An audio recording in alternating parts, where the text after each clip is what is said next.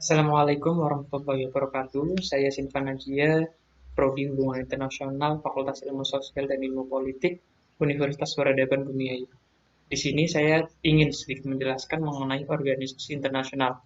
Yang pertama-tama aku ingin menjelaskan mengenai sejarah. Nah, seperti yang kita ketahui sendiri bahwa di dunia ini memiliki banyak sekali negara. Bahkan total sekarang ada 193 negara. Nah, dari banyaknya negara ini, setiap negara tentu memiliki berbagai perbedaan maupun karakteristiknya sendiri. Dan masing-masing negara tentunya memiliki kebudayaan yang berbeda. Dan perbedaan itu bisa kita lihat dari berbagai faktor ya, seperti faktor ekonomi, sosial, budaya, pertahanan, keamanan, sumber daya alam, sumber daya manusia, lingkungan, geografis, regional, teknologi, dan masih banyak lagi faktor-faktor lainnya. Kemudian, organisasi internasional ini muncul sebagai sarana yang digunakan oleh banyak negara untuk saling bekerja sama. Seperti yang sudah tadi dibicarakan di awal, tiap negara berbeda-beda. Negara A punya ini, negara B tidak. Begitu juga sebaliknya. Nah, kemudian bentuk kerjasamanya itu seperti apa sih? Itu masing-masing negara mengirim perwakilan dari negaranya untuk saling bertemu. Bukan hanya saling bertemu, tapi mereka bernegosiasi, mengutarakan pendapat, baiknya gimana, atau mereka ada kepentingan, sehingga nanti muncul atau timbul sebuah kerjasama. Kemudian setelah menemukan kesepakatan, maka dilakukanlah tanda tangan perjanjian. Dari hubungan kerjasama antar negara tersebut, yang mana sama-sama butuh atau sama-sama menguntungkan, pasti seiring berjalannya waktu menjadi tidak teratur. Mungkin ada negara yang ingin lebih banyak keuntungan dan berebut perolehan.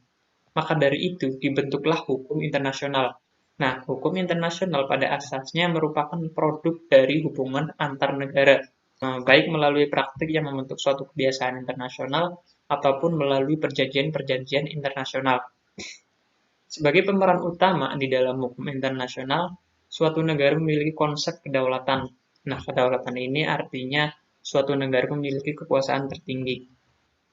Kemudian seiring berkembangnya zaman, serta kebutuhan manusia yang semakin kompleks, negara sebagai satu-satunya subjek hukum internasional dianggap tidak lagi dapat memadai untuk memenuhi kebutuhan manusia, khususnya masyarakat suatu negara. Kemudian suatu hubungan bilateral yang dibentuk oleh misi diplomatik ini sudah tidak lagi dianggap cukup.